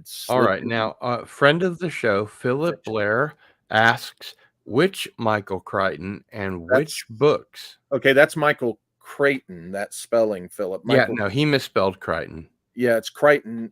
Michael Crichton, the author of The Andromeda Criminal Strain and Man, the Great Andromeda Train Strain, Robbery and Jurassic Park. Sphere and sure. Jurassic Park's probably the most well-known thing today that he Right. wrote. But yeah, that Crichton, the science fiction author. But yeah, The fantastic director of Westworld. Yeah, yeah. And but as I was saying, fantastic realism, which Sesh writes in, that genre is the perfect genre for putting in the things that we can't, that he can't put in Handprint of Atlas, and put it into the fiction. And I have to say, I am writing a nonfiction book, and some of the things that are touched upon in Metamorphosis, I will be expanding on in this nonfiction book, particularly about NIMSA. Some interesting sidebars there concerning NIMSA. yes, yes, yes. Yeah, Okay. I think that's very important and well said, sir. Well said, my friend. Let me just say it's been an honor and a privilege to have you both on Into the Fringe this fine Thursday evening. I think that we have dipped our toe into some of the material that you both have to offer. Sesh, I would love to have you back on the show. Great. I'd love to be back. Anytime you're ready, you let me know, and we'll just shove Walter aside, and it'll be the SESH HERI show. That works for me. Okay. Wow. Okay.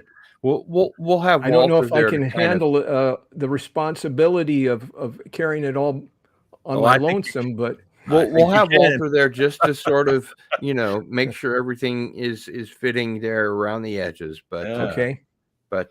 We won't let him talk. Oh, okay. That sounds beautiful. And now I think it's time to get rid of the banner about the 5 minutes left to the giveaway, because I think that's over. So I hope all 37 of you have entered and are in the chat. And soon we will give away a copy of Metamorphosis, which Walter, I have to say, has a very fetching cover. Can you tell us about the rays that are emanating and where those come from? Well, I designed that cover from old art and objects and stuff. First of all, the statue was one of the statuary examples that were constructed, made for that 1915 Pan Pacific Exposition. Mm-hmm. And the rays behind her, they are from a graphic from a postcard from 1915, and at this event, they had what was called the scintillator. And what it was a bunch of spotlights that were colored, that every night they would have it beaming into the sky, so that when you were approaching on the midway, whatever the midway was of the event, you would see the scintillator out there behind the central tower building of the event. And it was, from all accounts, it was just beautiful to see. And I'm not certain of this, Walter, but I believe those beams moved. Oh, And okay, yeah, you that can would make think sense. of a Hollywood actual premiere. You know, searchlights, right? this was the beginning of that. It had never been done Yeah. before. They were really like colored searchlights Wow. going like this. You know. Yeah. It was just, I would imagine it was just, particularly for them. Even today, we're used to that kind of thing. I would love to see that, because I still like when I see, somebody getting the colorful lights out there doing a display. We all like that. Yeah. Oh, and Sesh, what the statue of the lady? What did they call that again? It was the Star Maiden. The Star Maiden. Yeah, it was created by Andrew. It was created by Mybridge. Is that the sculptor Mybridge, the architect and sculptor? Okay. Calder might have been, Andrew Calder might have actually been the sculptor on that. Okay. Well, also, I just want to throw in there that if you'll notice the red letter at the beginning of the capital letter at the beginning of Metamorphosis, I totally lifted that from Harry Houdini's. What, the one that's red? Yeah, the fact that have one red letter and the rest black, I lifted that from Harry Houdini's actual posters of motherfucker. Yeah, that rotten guy. I'm a thief, right? Yeah. I only say that because we're on YouTube, which is a non-FCC entity. But I love this cover. Sesh, do you think this is a better cover than the original? I think that is the original. That is the original cover. That's the only cover. Walter asked me when we were bringing it out, did I want to change the cover? And I said, no, I like that cover. I thought he did a great job on it. That is the definitive cover. We're always having it. This was the original cover that you made. Yeah, for Metamorphosis. Right. Yeah. I see. Okay. Yes. Right. Yeah. All right. In fact, he did the Lost Pleiad too cover. Didn't you? Yep. An artist by the name of Bob All designed the Wonder of the Worlds cover, the first novel. And I thought he did a fantastic. He's such a good artist. That's for the Lost Pleiad. I put that together. It looks great. I love it. Thank you. And as Nikola Tesla and Eric Weiss, and we have a little Amelia Earhart. That's Marconi, I think. That's Marconi. Oh, Marconi. Yeah. Marconi. Marconi's one of the main characters in the last novel there. Yeah. Are Tesla and Marconi arguing over who gets the patent rights for the wireless radio? That is in there, yeah. It is, really? Oh, yes. That conflict is addressed in the novel. If you recall the cover of the first Wonder of the Worlds novel, that was done by Bob All, my original cover artist. Last name Aul. Bob All. Check out his art at Instagram. This guy's just a fantastic artist. I've known him since we were in high school. He's just a great guy too. It's hard out there for an artist. Yeah. Oh yeah. That's why I like to, when I know good artists, I like to, tell all about them, spread the word. You don't use them and use them. Or, I mean, you don't use them and lose them. No. You use them and use them. Yeah. Yeah.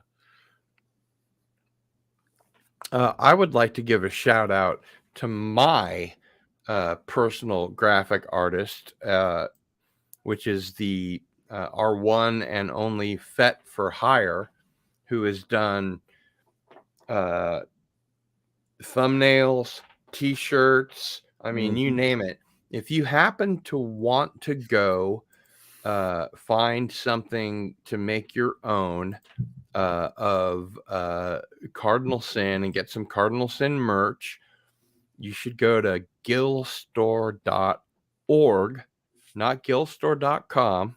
That time has passed, but at gillstore.org you will find everything that you could possibly want for Into the Fringe, we have, gosh, I think 7 different designs, ladies, men, small childish things. And for all the other shows that I do, Masters of the Genre, which I think, Walter, I think you qualify for now, and certainly Sesh does. And just all the other shows that I do, it's just a wonderland of fun. And you don't even need a special holiday code, because it's already just cents above what it costs to make it and send it out.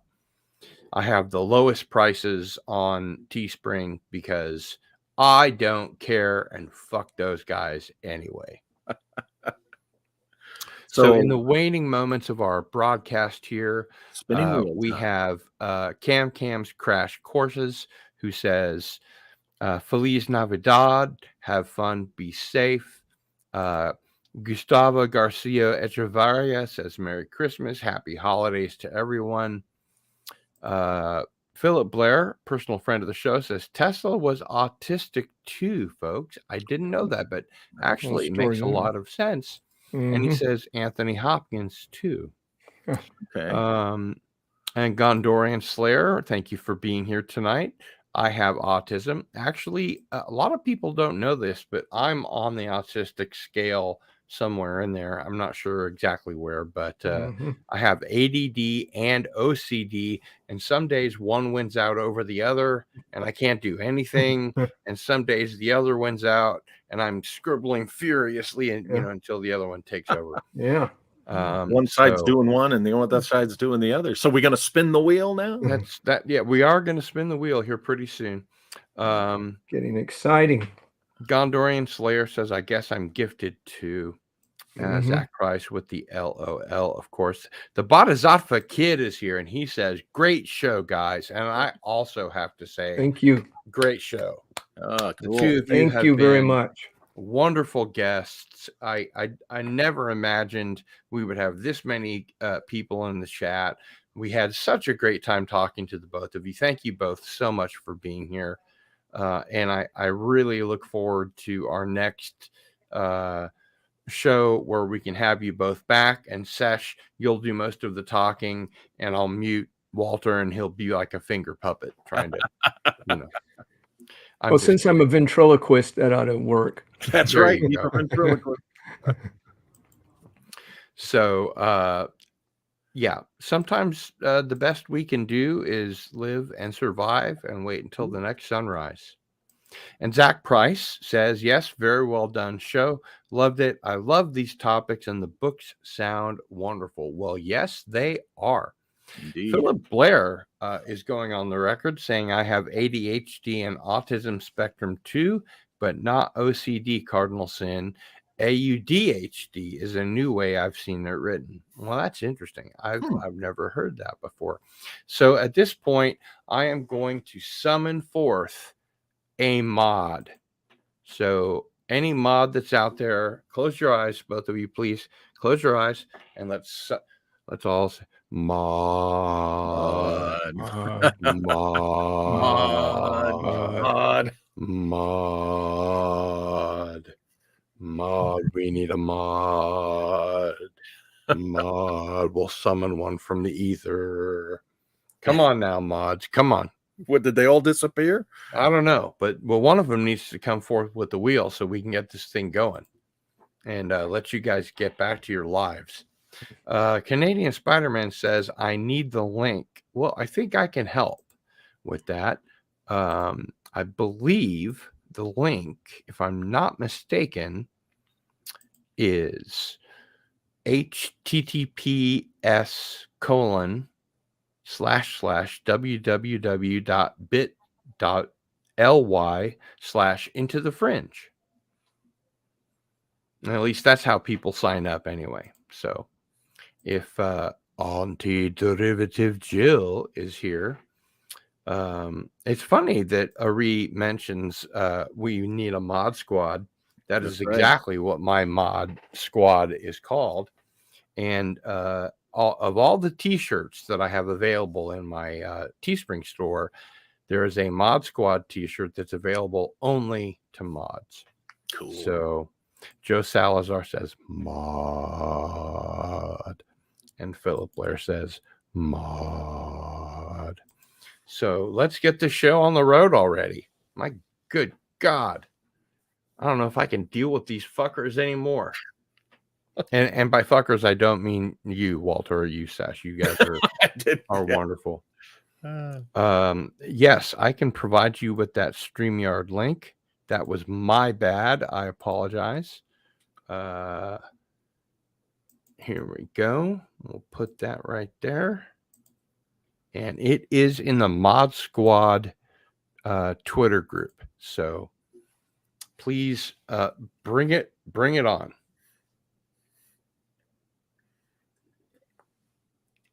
Philip Blair says every good Mod Squad needs a good theme song. I can't even remember the Mod Squad theme. Who cares? What a crap show. I wasn't into it. That was, for me, it was the Land of the Giants era, right? Land of the Giants, and I really enjoyed Voyage to the Bottom of the Sea. I really enjoyed Harlan Ellison's The Glass Teat and his book The Other Glass Teat, in which he shredded the Mod Squad. I thought that was great stuff. I'll have to read that. And ladies and gentlemen, let me please welcome Canadian Spider-Man. There he is. There he is. Hey, everybody.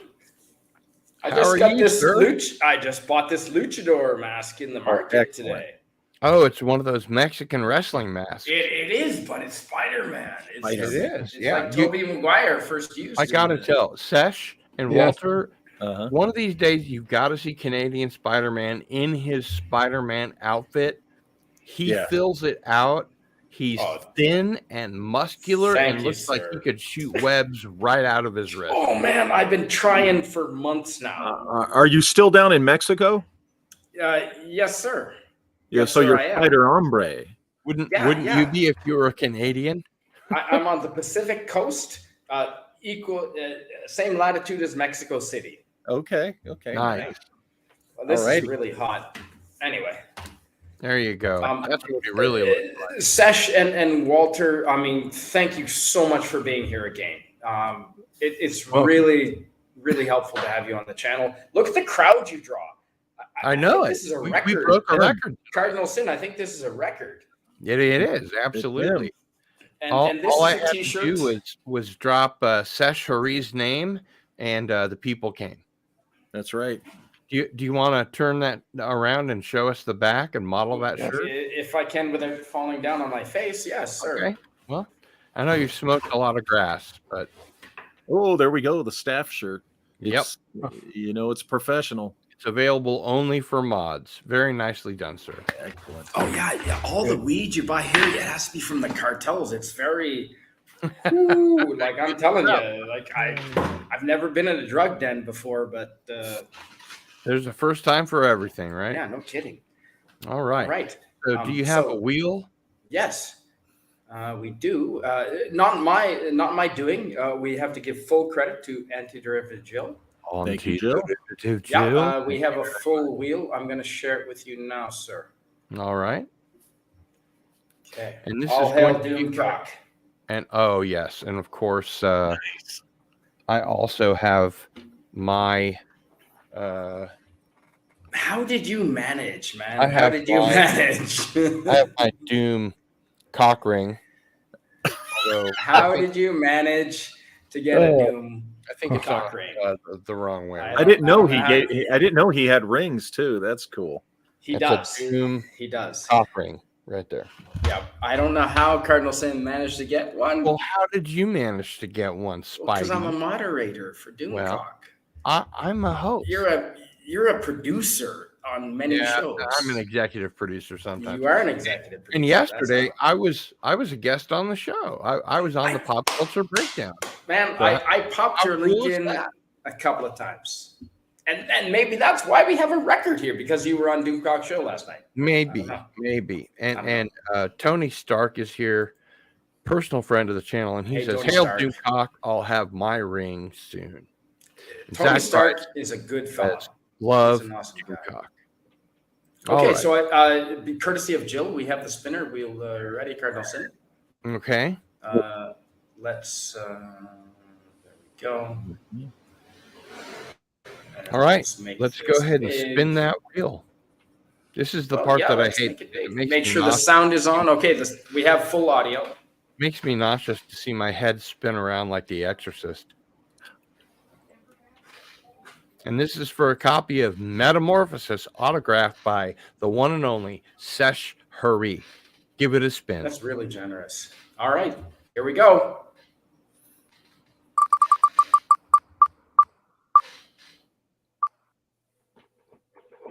Gondorian Slayer.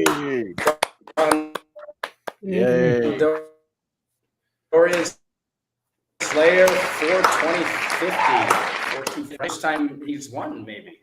Woohoo! Gondorian Slayer 4250. All right. So, Well done. Gondorian Slayer 4250. Please pay attention. This is very important.